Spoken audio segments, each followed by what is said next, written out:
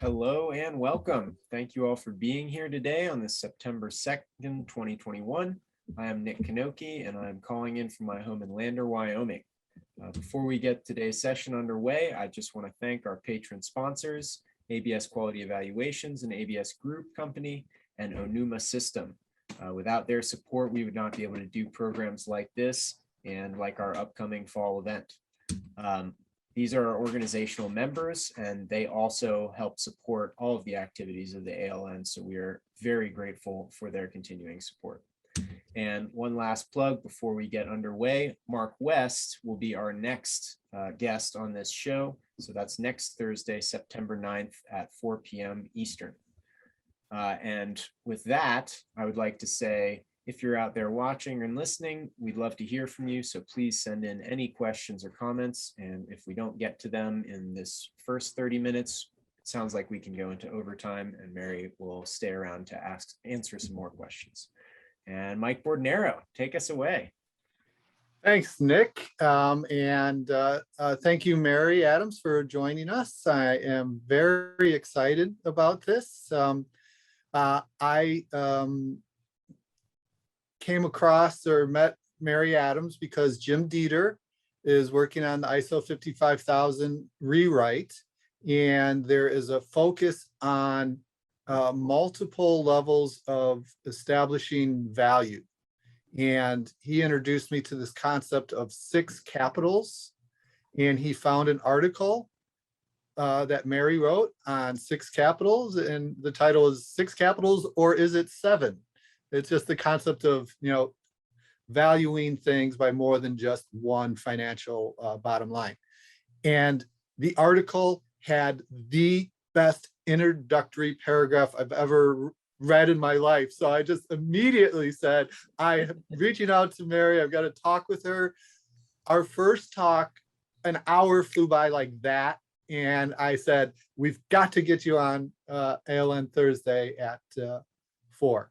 And Nick, if you could stop sharing your screen. I think you're still sharing, but the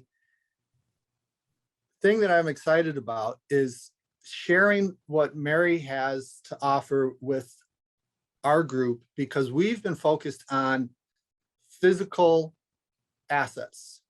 And ISO 55000 is about intangible assets also. And one of our board members and ALN senior fellows, Rich Culbertson, keeps saying, intangible assets are most important. Tangible assets are most important. And I learned from Mary that most assets in corporate America are now intangible assets. Can you explain that?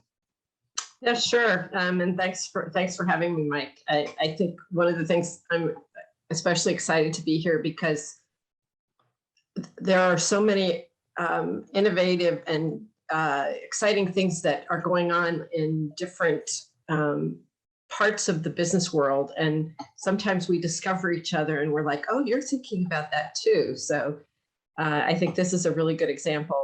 I wasn't really familiar with ISO 55000 before this, but I think there's just incredible intersection there. So the question of value is an interesting one. And I started my career as a banker, and back in the 80s, you could look at the balance sheet of a company and that would explain between 80 and 90% of the value, the corporate value. So you take the stock value and you compare the balance sheet and you could see where the value was, because we were in a tangible industrial economy still. It was at the tail end of it. But, you could see it was the buildings, the equipment, all the rest of it, land.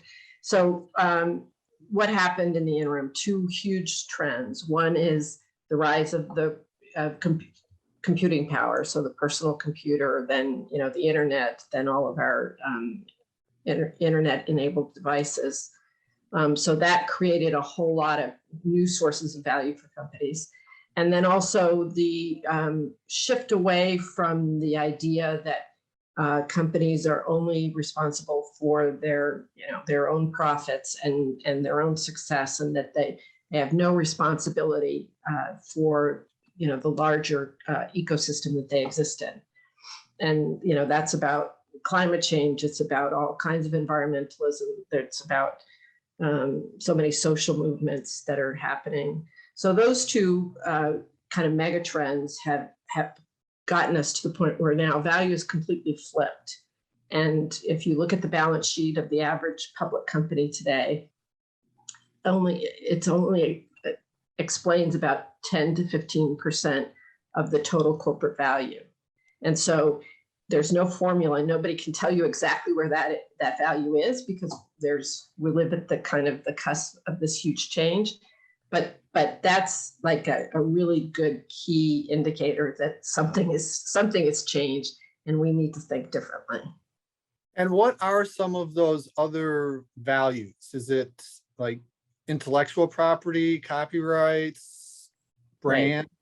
So the emerging kind of model that it came out of the intellectual capital movement and the integrated reporting movement, and that's getting rolled into, there's a lot going on with the ESG world and different forms of standards. So ESG, environmental, social, and governance. Okay. And that's kind of a catch-all term that people are using now for talking about all of those externalities that companies are being held responsible for now. So. And while we're on ESGs, I'm a good student. I remembered something that you said when we talked the first time. What's happening with companies that are looking at ESGs? So they're outperforming the market considerably, and companies that are thinking about their external footprint and their relationship with their stakeholders came through the pandemic much better than all the rest of the companies. And so before the pandemic, a lot of American investors and financial people were thinking, is this a fad? Is this real?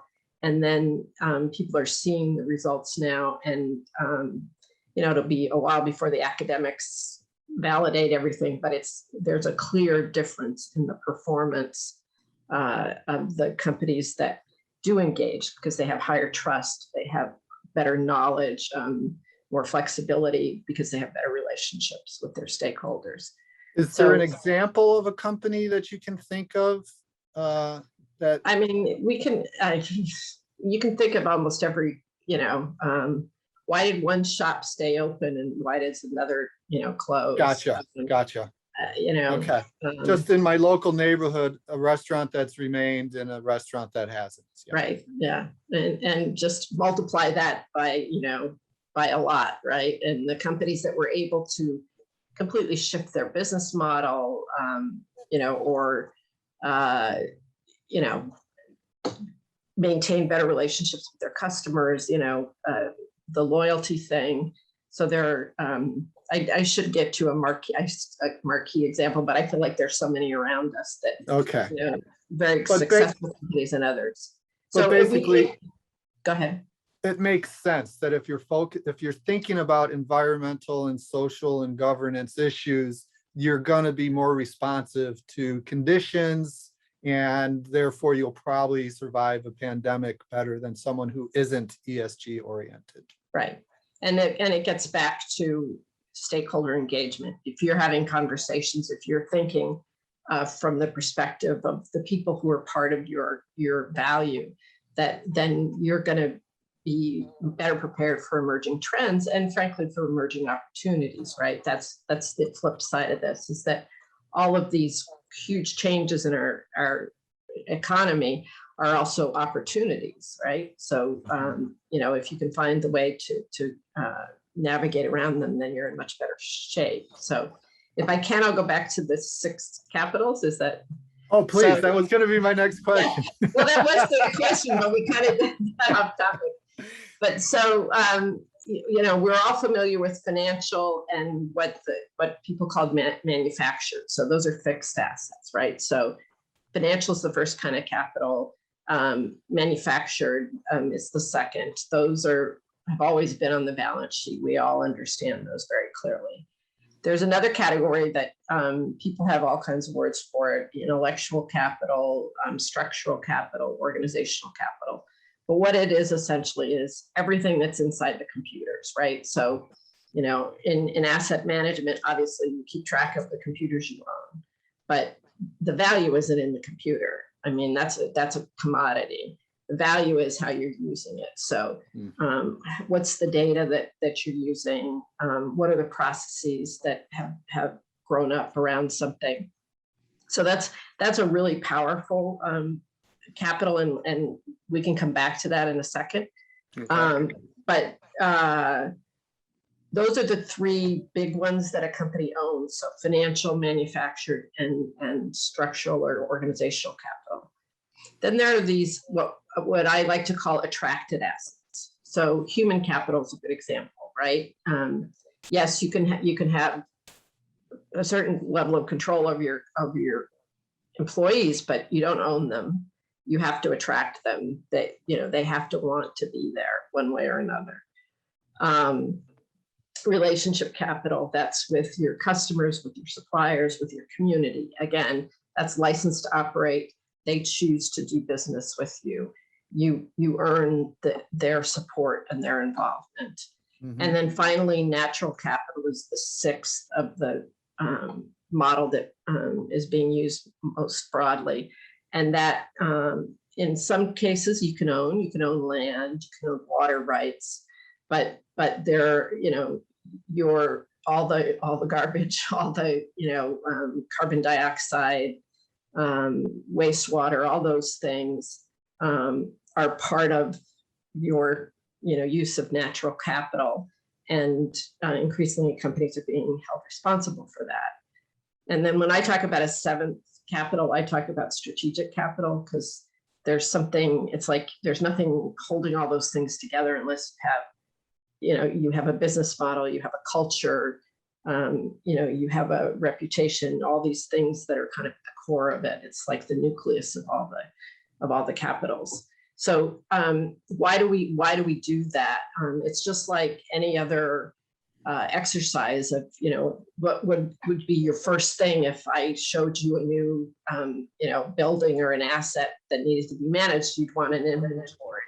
So that's the idea behind these capitals, is that there are different places where the value of the company is being held, and like any asset, then it's put to work. And so you look at it both in how it's being used day to day, week to week, month to month, but also, are you ensuring that that value is preserved, and that you'll be able to use it 1 year, 2 years, 5 years, 10 years from now. And so as with all assets, you want to husband your resources, but also produce the value and the profits that ensure that you continue to operate.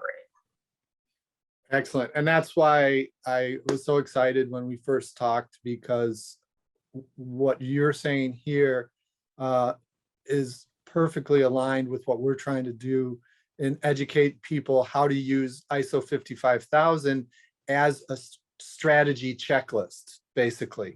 Have you thought about which leader is going to sign your strategic asset management plan? Who's going to own that? And do you have all your stakeholders involved? It's, the things that you were just saying is on the list, but it allows it to be a structured and strategic approach to creating that list. Are you aware of other organizing principles that people are using? Nick and I were just talking with someone from GE Digital who says that they use lean as their policy. They want to be agile. Is there any overarching system that people are using to guide the 6 or 7, other than your consulting services, of course? So I think the idea with the capitals is really to incorporate this into the way people do things now. So that's a really interesting question. Is there an overarching? I think, one of the things that I've been very involved in recent years is something called integrated reporting. And that's, a public company approach that is basically bringing a conversation about all of these capitals into public company reporting. So the best example of that in the US is Intel. They have a page for each one of these capitals in their 10K. And they use that as a way of thinking, holistically about what they're doing. Another exciting way that I've seen used for management is to think of the company as a value chain. Now, the value chain comes from Michael Porter. It's in competitive strategy from, but they're probably 40 years ago at this point. But this idea that,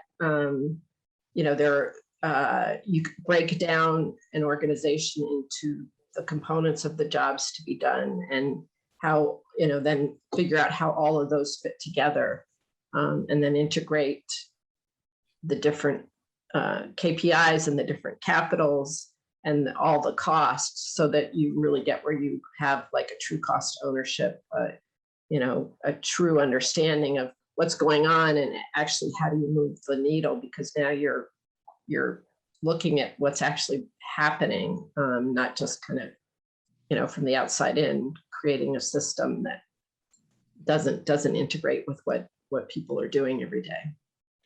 So I started off by saying complimenting your writing, which I really like. You've written a book. Would you tell us a little bit about that? Sure. So Intangible Capital, it's been a while now. It's probably due to be updated, but there's so much been going on. I haven't gotten there, but that was basically writing out and explaining how we came, the systems that we came to develop, working with our clients who are primarily privately held businesses, middle market or segments of larger companies, that to explain, how do you have a strategy? How do you think about your company in light of this enormous shift that's happened that we talked about where value comes from? So if you want to try to understand, how do you grow your company? How do we fix things? What are the challenges we're facing? If you only look at a balance sheet and an org chart, you're kind of missing you're missing a lot. So how do you lay that out and understand the company? So the theses of all the sections are, what does your new balance sheet look like? And the idea that your company is a machine, it's just that most of the machine is now invisible. And so how do we get our hands around that and understand it and see it? I like that. But to the audience, just everyone can see why I was so excited that, Mary coming in really gives us some meat in this strategy approach. And so the one thing I was going to talk, because I said to talk a little bit more about the intellectual capital or structural capital. Right. So I think that's really could be relevant and interesting to talk about here. And I'd love to hear your feedback. But, my kind of marquee example that I always use in training and in writing is Federal Express. So, because it's a business that we all understand, basically, right? At least the basics of it. Yep. And so Federal Express has, last time I checked, like one of the largest private air fleets in the world, right? So that's obviously very asset intensive. You can find a lot of information about that part of their business and in their financial statements. But if you think about it, and if I gave you a choice, if you were, the god of Federal Express or somebody's giving you a choice between keeping all of your tangible assets or keeping your intangible assets, what would you choose? And so let's think about that. So the intangible assets, just very simplistically, if you think about the end-to-end processes that they've developed over decades to know before I even give them my shipment, I'm going online and telling them it's coming, right? To where it is at every moment, what's the optimum routing for it to get from here to there? How do you get through customs in 200 countries? You know, all the details. So that involves process, it involves, you know, competencies that you develop in your people. It involves an enormous amount of data. And so that end-to-end system, if you think about it, that's really what FedEx is. The rest of it, those are generic planes and, you know, Commodities. scanners, and yeah, they're all commodities that you know, anybody could buy. And obviously you wouldn't want to lose them, but if you had the choice, you couldn't rebuild the company without having that you know, intangible capital. And so that's what we're talking about, and that's why this is also important. That is a great example. You have talked on this subject before, haven't you? So one of our audience members, Jack Kelly, who I hope to introduce you to, was with the Office of Management and Budget for the White House for 36 years. Wow. And he's asked a question that was going to be my next question, but I wanted to give him credit for bringing it up. How are governments able to use the 6 capital approach? Is that something that you could see would improve a governmental organization? Well, definitely. I mean, but I have to say that I have a bit of humility. My father was the state auditor in New Mexico a long time ago, and he told me once that there are like 12 different accounting standards for government. So I think that, you know, it's a challenging question, but it's hugely relevant. Like you think about the role of so many of our governmental agencies and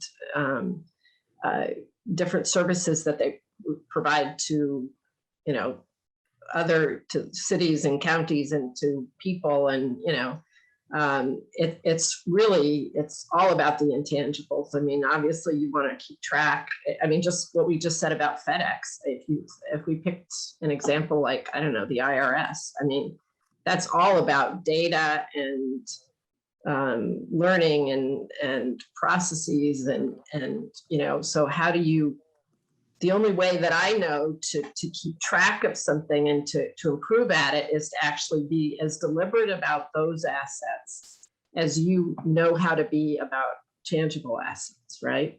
And then take that perspective and say, you know, and this is what I think this has been the missing link for so many of us. You know, we see stupid decisions that business people make, and they make all the sense in the world if you're only looking at an income statement or even a balance sheet. But you know, like you fire people or you know, completely change a system without taking into account how all the things that this is connected to. And so getting to where you have that perspective. And I can tell you, I've seen just a very few cases where I know that this kind of thinking is being implemented. And it's usually kind of from the intellectual, you know, like intellectual property, you know, patent world, because that's another area where there's a lot of overlap in this thinking. So right. I know, like in, you know, different European countries, that's where I've seen it at the governmental level. Okay. But yeah, I mean, it's the only way you can really think about it. And if we can bring more discipline to it, then I think it's better for everybody. Yes. Usually we start off by asking about the background. I was a little too excited and just jumped into things. So I'm going to end by saying, will you provide a little bit more background about yourself other than your banking background, but use that as a springboard for what you think you're going to be doing going into the future. How are you going to be helping people going into the future? Sure, thanks. So mentioned I started out as a high risk lender, and then over 20 years ago, didn't see, when you don't want your boss's job, you have to do something else. And so I started a consulting firm, and as I mentioned, working with privately held businesses, and trying to help companies.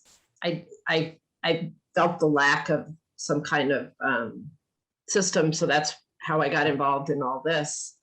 And then there have been kind of two threads that came out of all that work. One was my work with the Exit Planning Exchange, which is a network of advisors to privately held businesses, and the focus not just on doing deals, but how do you build private businesses that then can, outlast their founders. And so we now we start a small group of us started it in Boston about 14 years ago, and we have I think it's 16 chapters now.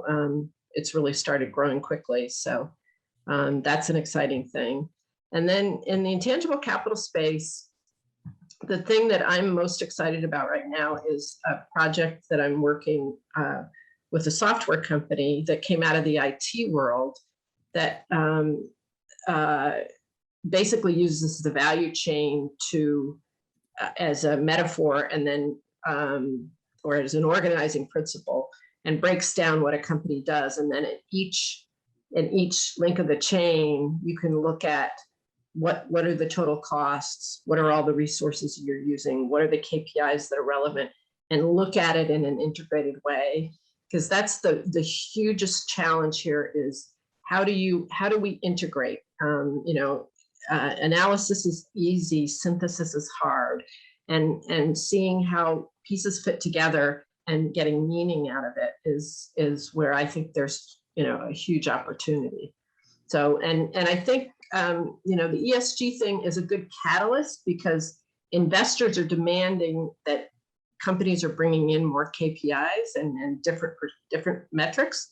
So if you have that catalyst, that helps, when the investors want something, that helps drive change in the market. So I think there's a real opportunity there, and holistic thinking is the goal, right? So that's why it was so fun talking with you. It's not preaching to the choirs. We're in the preaching to the preachers level here.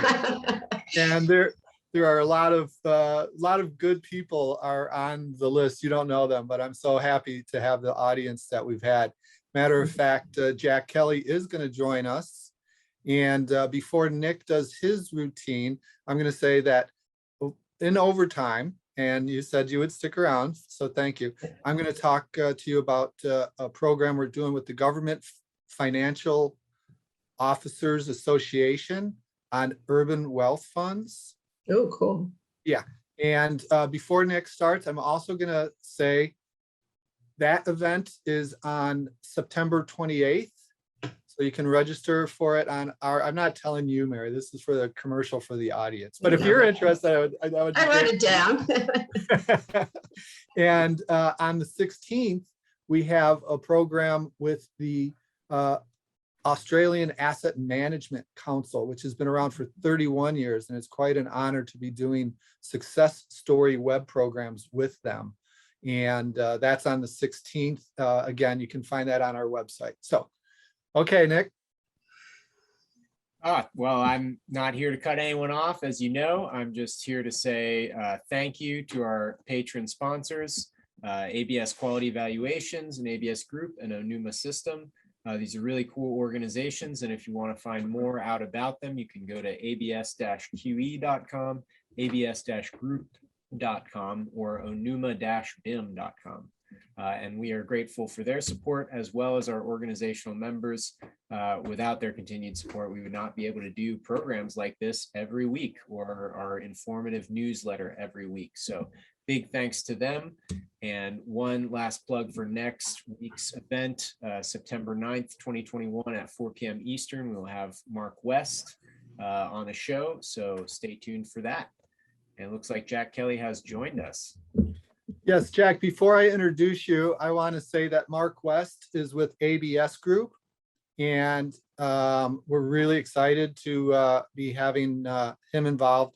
And that also we're having our annual event, and it's going to be October 12th through November 12th. But we've got so much material that we're having an event on October 7th beforehand to explain everything that's happening. So be prepared for a lot of programming from the Asset Leadership Network. You will not be able to get to it all, I am sure, but we're going to have a wealth of material for you.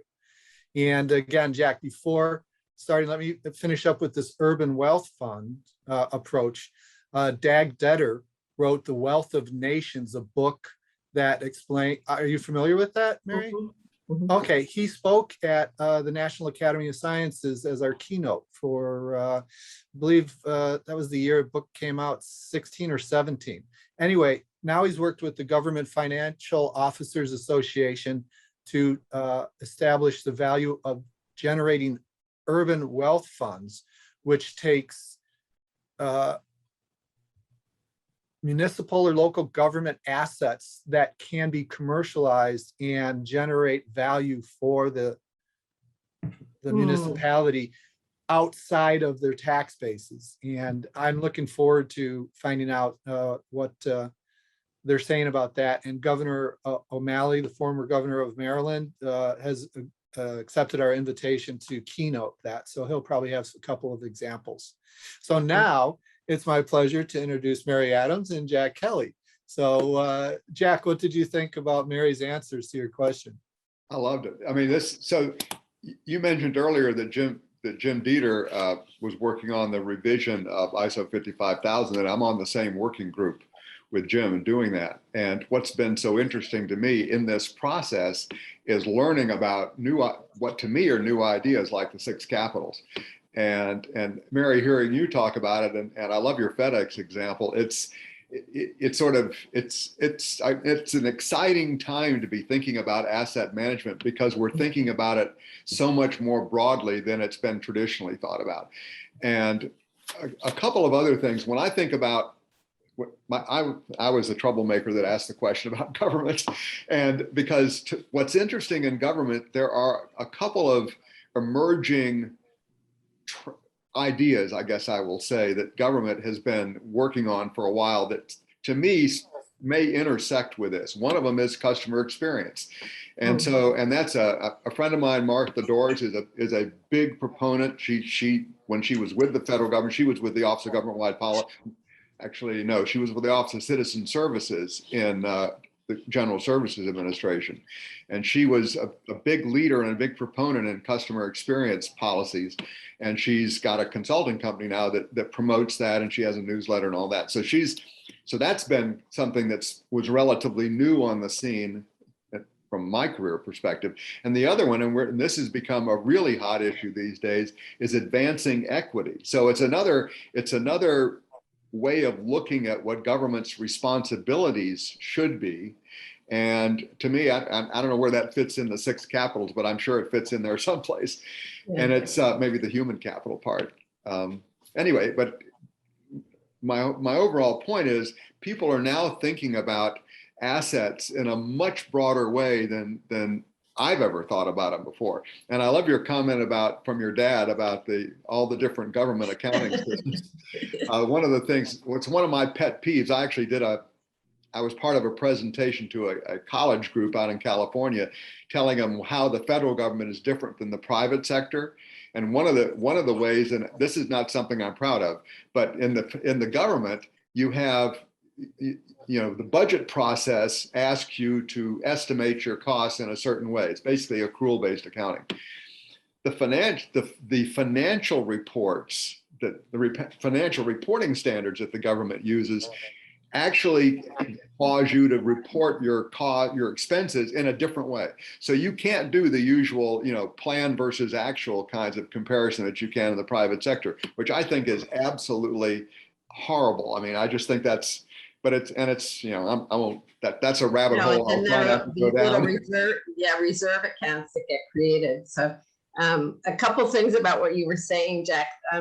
One, I mean, the equity is is a really, it's totally analogous to what corporations are being asked to do, right? Is to think about, what is the effect of what you're doing, and how does that, how are you influencing that? Because, right, we realize now that government was the, government policy actually had huge influences in how we had equity developed in our economy. One other thing I just wanted to add that I didn't think of when you asked that question, because I was thinking like at a agency level, or kind of an operating level, there has been a lot of work done looking at the intellectual capital of nations and cities and that kind of thing. So looking at the whole group, and Leif Edmondson had a book on that, but it's along that the same stream of thought about kind of the wealth of nations thing. So well, let me ask a question based on some of the things Jack was saying and what I saw your eyes light up. The integrated approach, how do you help people break down those silos? How do you help them integrate things that haven't been done before? So, the main thing, the starting point I always use is identifying, taking an inventory, right? Because until you understand what are all the pieces of the puzzle, there's no way you can put the puzzle together, right? So if you can identify what they are, and then I think one of the hugest challenges that we have, because we weren't taught to think this way, and our tools don't necessarily all do that, but what are the interconnections, right? So, you make a decision, it seems straightforward, buy a piece of equipment or renovate something. But what about the human element there? And, how do you what do the people need to do to make that happen? And, how do those pieces fit together? And, we're taught to think kind of, as I said earlier, in financial, org charts and, the way things are organized. That's not how really work gets done. So, getting it where you can connect the dots is really, where you want to get to, and understand the interrelationships. I'm sure 50 years from now, there will be massive, algorithms and software and stuff. Right now, we're just, like saying, we really should consider that. Right. But I think, there is more, that's why I'm focusing on software right now. Yeah. So what are you doing with that focus on software? Taking the tool that's already been used for, optimizing performance and integrating all kinds of new metrics into it. And so, yeah, just starting to test it out with some people. Okay. So Jack's, experiences with the Office of Management and Budget, clearly financially based. How frequently are you working with chief financial officers? We found that they are very influential instrumental in initiating change or improvements. I don't like to use the word change. Improvements. Yes, improvements. I think they're key, and I can tell you a ton of the work I do in terms of just developing and advancing the ideas involves the different accounting associations. The CFOs, I usually don't use the language of, you're not selling the idea of the capitals. The capitals are a tool, a means to the end, right? So you're still talking about performance, building corporate value, building resilience in the organization, that kind of thing. So it's just, these are new tools in the toolkit. Okay. Well, Jim Dieter, our CEO, has a question. As a leader, how would I act differently using the 6 capitals? I think, Jim, that it gives you a mental model that's more helpful. It gives you a vocabulary. And then, I like to, use the analogy of, basically, if you know the poem about the blind man and the elephant, people see different pieces. And so, because so much of this value and these critical assets are invisible, everybody has their own mental model of how it all fits together, right? So if we all come into a room, and actually this is an exercise I like to do, if you start with an inventory and then you start saying, well, how are all these things connected? Now you have a drawing of what your machine looks like. And that's an enormously powerful thing. The visualization. Just that so everybody's on the same page. So, and there's a place for everybody, right? If you talk about business model and it's just kind of cold, step by step, there aren't people in that picture, right? There's not an understanding that, there's computers, what's in the computer, there are the people, and then who's helping you, whether it's internal or external, and who's your customer, right? So being able to create these mental models, putting your mental model on the wall and having a shared view of this. I did programming for a number of years in the integrated reporting community that I started in the US.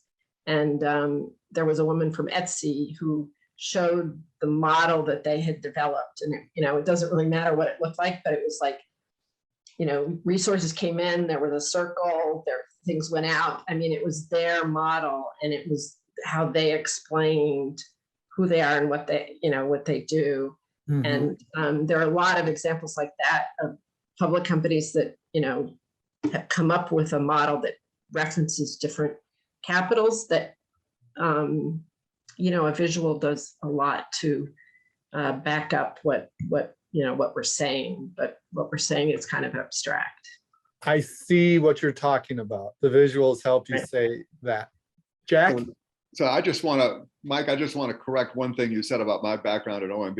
It was a whole lot more than just the money aspect of it. I was in the program performance as well. And so, and that is huge. And so one of the issues that we're wrestling with in the revision of ISO 55000 is the issue of value, and how do you express value? And it's not just value as in financial terms, it's value in other terms. And I have a personal preference. I'm not sure how popular it is, but my personal preference is that you have value that you want to measure, and you measure it in terms of what your objectives are. So my objectives are X, Y, and Z, and here's how well I'm doing.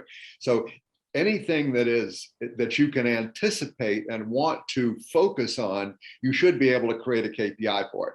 And so otherwise, you don't know whether you've gotten there. But one thing I realized, I was listening to some other folks talk in our last working group meeting, is that value in most people's mind is bigger than that.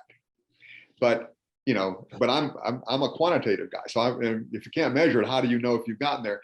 And so where my current thinking is, I'd be interested in your thoughts on this too, is like, so there's the value that you know about and you can measure. And then there's value that kind of pops up that you didn't ever think about.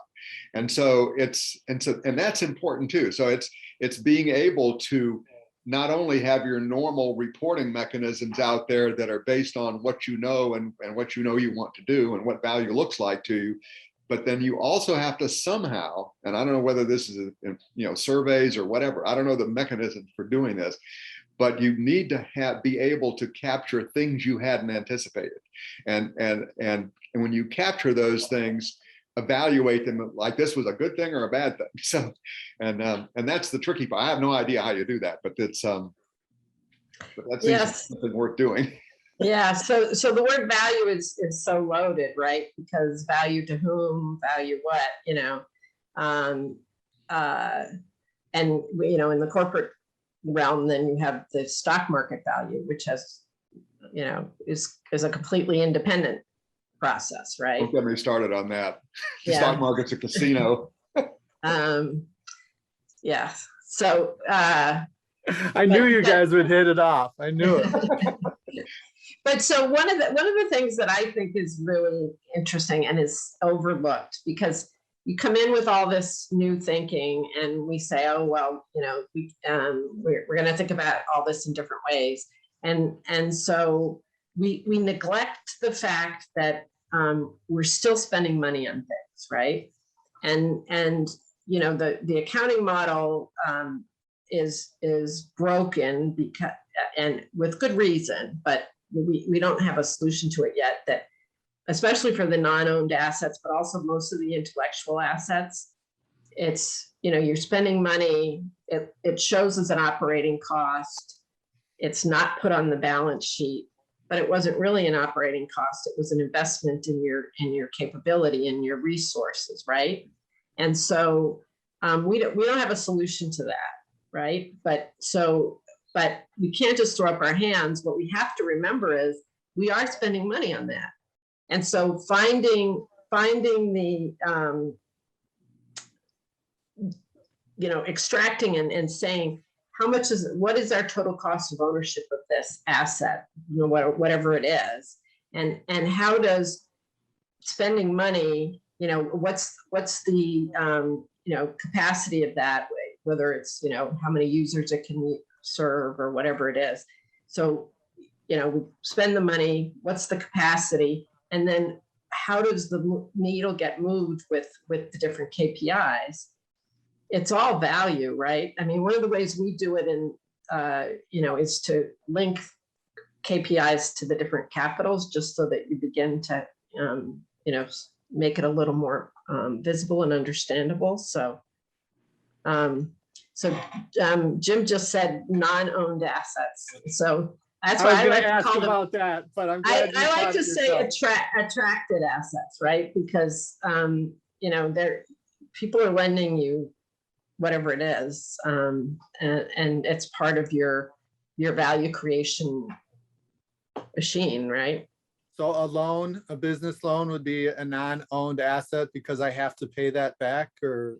Well, yeah, no, but I'm saying like people are an attracted asset. Relationships and you don't own people. Ooh, that's a good way of doing it too, because we've been trying to, it's natural for folks to say people are our most important asset. Right. Then you get into the idea of slavery and you don't want to talk like that. So yeah, Right. Non-owned assets. Yeah, no, it's okay, Jim wants to come in.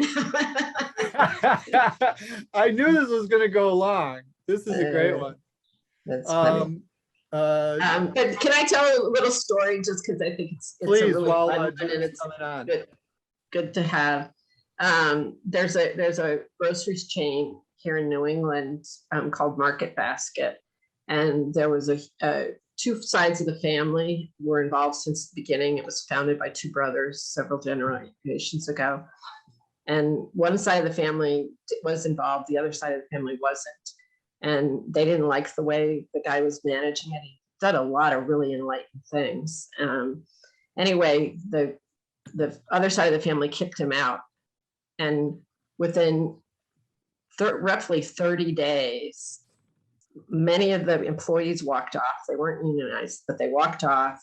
The senior managers left. Longtime suppliers stopped delivering. Customers stopped coming. And all of a sudden, the company was worthless because they did not support this move. And it's just such a stark reminder that they still owned their stores, but they were empty because all of those non-owned assets or attracted assets chose to walk away. So we're no longer attracted. You're Hi, muted, Jim, but my pleasure to introduce Jim Dieter to Mary Adams. Hi. Hello. This has been wonderful. We need to find some way to get you to stick around for other things. The specific reason I wanted to join is, part of the discussion on the ISO 55000, the breakthrough concept in the standard is that instead of using a financial definition of asset, it uses a definition that's anything that provides value to the organization. Oh, it does. Okay, I was looking for that, and okay, really interesting. So that opens lots of doors. So an example is I'm a trucking company. My trucks are assets. My warehouse is an asset. My loading equipment is assets. My administrative equipment is assets. My building's an asset. And once the truck drives out the door, it's running on highways, and it's stopping at gas stations, and it's going across bridges, and that those are assets clearly to the organizations, but organizations are not programmed to think about those in the same way because we're living with that 18th century definition of asset. If you think about it as provides value is, yeah, roads and bridges. You know, if I'm a restaurant and I have I can have a sidewalk cafe in COVID times, that sidewalk is absolutely an asset to my organization. I just wondered if you had any thought about that from a, your strong financial background of where does that go? Or is, how do we make that happen? Yeah, well, I mean, you have to take them into account, right? And so, thinking that through, and a trucking company has to think about. That means, by extension, they have to think about the gas station, but then they have to think about the carbon, and they have to think about, supplies and what technology. So it broadens your perspective, but then you whittle it down to the ones that clearly are, the critical, some are more important than others. I mean, a lot of people use a 4x4 grid, right? Important to stakeholders, important to us, intersection. And then get a little better, as I said, at thinking about the cost side of that, right? And the risk and the liability stuff is, I think I think that's where we all need to start talking with the people who are experts in risk, right? Because there are just so many latent risks in the environment that people haven't considered in the past because it wasn't a direct risk. But I love the definition. I was actually looking for that. So anything that provides value to the company is organization. My market basket, or organization, sorry. My market basket example is relevant. Yeah. I live surrounded by an organic vegetable farm. And the farm stand, which is one of their means of distribution, is on a 4-lane, hugely trafficked commuter road, which they are now widening and cutting back entrances and putting up sound walls. So clearly that road has been an asset, to the farm stand, but also the farm stand is an asset to the community, that is now negatively impacted by the road. So it starts to see that interconnected web sort of a thing of how it's all connected, which is interesting to think about. Right. We're trying to think our way through it in this ISO effort, but we have people that are very old school in their approach as well. And in fact, the Aussies told me in a call the other day that if you don't own or control it, it's not an asset. I'm sorry, that's it. Even with that definition. So, You said the Aussies? Yeah. And you were on that because it's interesting because there are a number of academics and business people in Australia who have done a lot of work in this field. So I guess that's disappointing to they haven't made inroads there with the, Well, you have brought me to what I would like to kind of wrap this up with, because we could go on for days. How can we integrate with your integrated community? How can we bring information to your people? Because clearly you're helping our people. I think we could do that here.